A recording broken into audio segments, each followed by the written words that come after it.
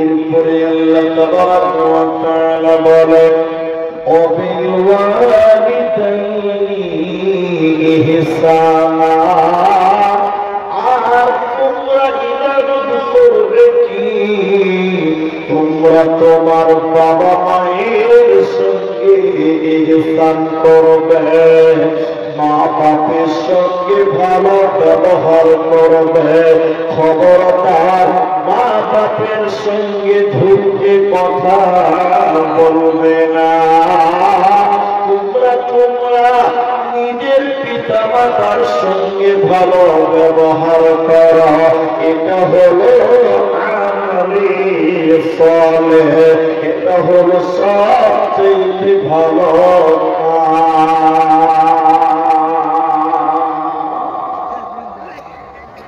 এখন আপনারা যারা ছেলে মানুষ আছেন, আমার মতন যারা জুয়ান আছেন, যুবক আছেন, আমি বলি বর্তমান সময়ের ছেলেরা একটু অভদ্র হচ্ছে বেশি, লাইন কেটে যাচ্ছে। ভালো হচ্ছে না কেন? অনেক গবেষণা করে পেলাম, আপনারাও মিলাতে পারবেন। এখন অধিকাংশ ছেলেরা তার নিজের মা বাপকে বিয়ে করার পর আর হাত দেয় না। আপনাদের দিকে হচ্ছে কেন ভাই? কেন নিজের মা বাপকে ছেলেরা ভাত দিচ্ছে না? দোষ অনেক মা বাবার আছে। আমি বলছি না যে মা বাবার সবারই দোষ আছে, কিন্তু অনেক দোষ মা বাবার আছে। ছেলে ভদ্রতা শিখেনি, ছেলে শিষ্টাচার শিখেনি, আদব শিখেনি, আখলাক শিখেনি। কেন? আপনার জন্য শিখেনি। এটা বাস্তব চিত্র আপনাকে বলি। আপনাদের দিকে লোকের বিড়ি খাই, এরা কথা বলে না, বিড়ি খাই কি খায় না? খায়। এটা তো সুন্নাত নাকি? বিড়ি খায়, আপনাদের দিকে লোকে খায়। একটা বাবা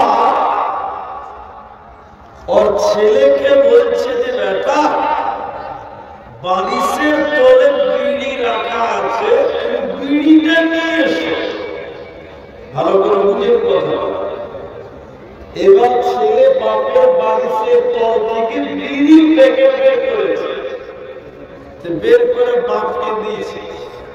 তার বাপ দিয়ে বড় বড় করে দেখছে, মারো মারছ, খালি বিড়ি দিলে হবে, আগুন কোথায়?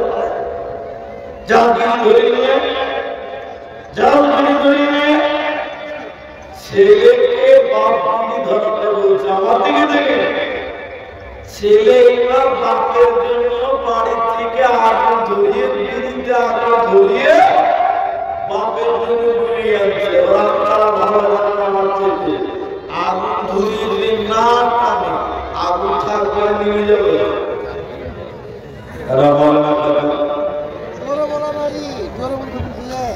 আগুন নিভে যাবে না, নিভে যাবে।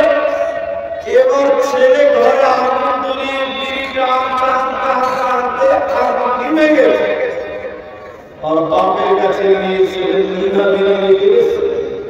তোর বাপ বলছে, গাধা বিড়ি নিভে গেছে গেলে তো নিভলো, তো আমি কি করবো? আব্বা বাপ বলছে, খ্যাপা বিড়ি ধরিয়ে তুই টানতে টানতে দিয়া।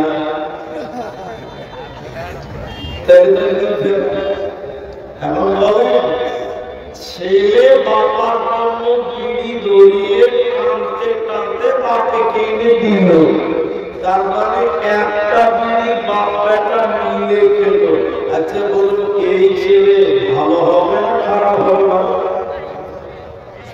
বাপ বিড়ি খাই, ছেলে সিগারেট খাওয়া শিখবে, ঠিক বলবো না? আল্লাহ বলছেন ওয়াবিল ওয়ালিদাইনি ইহসানা, হে তোমরা তোমার মা বাবার সঙ্গে ইহসান করো, ভালো ব্যবহার করো। কেমন করবে? চলো তারিখ আপনাকে শোনান। হযরতে ওমরের জামানায় একটা ছেলে, তার বাড়ি ছিল ইমান প্রদেশে। তার বাবা বেঁচে ছিল না, তার বুড়ি বয়োবৃদ্ধা মা তার বাড়িতে ছিল। মা চোখে দেখতে পেত না, মা বুড়ি হয়ে গেছে, হাঁটতে পারে না। এমানের ছেলেটা এমান থেকে নিয়ত করলো, আমি হজ করতে যাব, আল্লাহর ঘর জিয়ারতে যাব। হজের যাবতীয় প্রিপারেশন নিল। হজের যাবতীয় প্রস্তুতি নেওয়ার পর এই ছেলেটা তার বুড়ি মা অন্ধা মার কাছে গিয়ে বলল, আপনি আমার জন্য দোয়া করেন, আমি আল্লাহর ঘর জিয়ারতে চললাম। মায়ের গুরুত্ব কত তরুণেরা শুনে নাও। এবার বুড়ি মা, বৃদ্ধা মা, চোখে দেখতে পায় না, হাঁটতে পারে না। এই বৃদ্ধা মা তার ছেলেকে বলল, বেটা রে, আমার জীবনে বড় আশা ছিল, আমার জীবনে বড় শখ ছিল বেটা, আমি আল্লাহর ঘর জিয়ারত করব। বেটা রে, আমাকে সঙ্গে করে নিয়ে চলো। এবার ছেলে কি করবে? হজ করতে যাবে। ওই জামানাতে প্লেন ছিল না, বিমান ছিল না, ট্রেন ছিল না, বাস ছিল না, হেঁটে হেঁটে হজ করতে যেতে হতো। কখনো নৌকা ছিল, কখনো হেঁটে হেঁটে হেঁটে হেঁটে হজ করতে হতো। এবার ছেলেটা নিরুপায় হয়ে গেল। চোখে দেখতে পাই না, বয়োবৃদ্ধা মা, ন্যাংরা মা, হাঁটতে পারে না। ছেলে নিজের বুড়ি মাকে পিঠে করে বেঁধে নিল। বেঁধা বাঁধার পরে মাকে পিঠে করে নিয়ে হাঁটতে হাঁটতে এমান থেকে মক্কায় এলো। মক্কাতে আসার পরে মাকে পিঠে করে নিয়ে হজের যাবতীয় কাজ সমাপনী দিল। হজের যাবতীয় কাজ সমাপনী দেওয়ার পর এই ছেলেটা তার মাকে নিয়ে ওমরের সামনে গেল।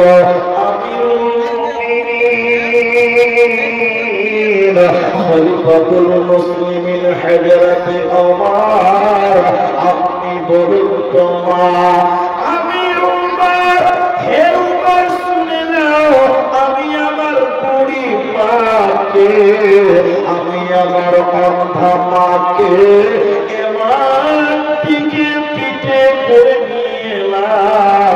আর আসার পর হজের যাবতীয় কাজ সমাপনী দিলাম।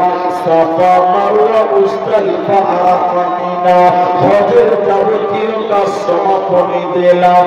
আমি আমার মাকে পিঠে করে নিয়ে পীর থেকে আমি আমার মাকে হাঁটাই নাই। ওমর, আপনি বলুন, আমি কি আমার মায়ের দুধের ঋণ শোধ করতে পারলাম? হযরতে ওমর বলেছিলেন, কি দাবি করলে যুবক শুনে নাও, কি দাবি করলে তুমি শুনে নাও। তুমি যদি তোমার শরীরের চামড়া কেটে মায়ের জুতা বানিয়ে দাও, যদি শরীরের মাংস কেটে মায়ের জন্য খাবার বানিয়ে দাও, তবু তুমি মায়ের ঋণ শোধ করতে পারবে না। অতএব সীমা, ওই মায়ের সঙ্গে ভালো ব্যবহার ব্যবহার করো। আল্লাহ তাবারাকা ওয়া তাআলা তাই বলেন ওয়াবিলওয়ালিদাইনি ইহসানা, তোমরা তোমাদের আব্বা মায়ের সঙ্গে ইহসান করো, মা বাপের সঙ্গে ভালো ব্যবহার করো। খবরদার থমকে কথা বলবে না। তাহলে এক নাম্বার আমভাবে আল্লাহ আদেশ করলেন ওয়াবুদুল্লাহ, তোমরা আল্লাহর ইবাদত করো। এরপরে আল্লাহ বলেন আমার সঙ্গে কাউকে শিরক করিও না, অংশীদার করিও না। আমি আল্লাহ সব ক্ষমা করতে পারি, কিন্তু শিরকের গুনাহ বিনা তওবাতে আমি আল্লাহ মাফ করব না, করব না, করব না। এজন্য শিরক করবে না।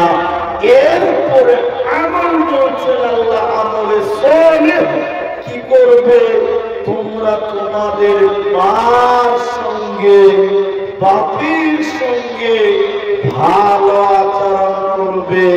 খবরদার মুখে কথা বলিও না। এদিকে দেখেন আমরা মানুষ, আমাদের বাড়িতে মা আছে, আমাদের বাড়িতে আব্বা আছে, আমরা যুগের সঙ্গে তাল মিলিয়ে চলতে জানি।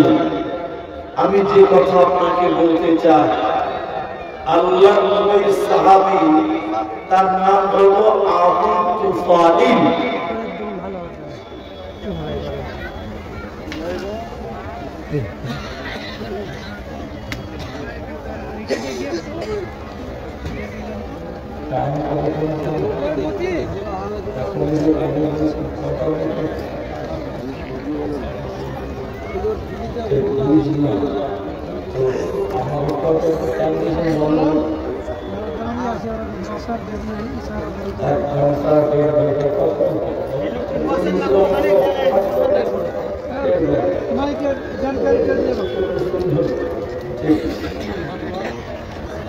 তো শোনেন, এখানে অনেক মানুষ, আমি আপনাদের সামনে এসেছি কয়েকটি আমল বলছি, তো এটাকে আর বাড়াবো না, কারণ কয়েকটি আমল আমি আপনাদেরকে বলবো। তো পঞ্চায়েত থেকে চিঠি চলে এসেছে, একটা অন্য ব্যাপার, ওইটা হয়তো অনেকে বুঝতে পারবো। তো আমি ওইদিকে এখন যাচ্ছি না, আমার এখন অনেক টাইম আছে।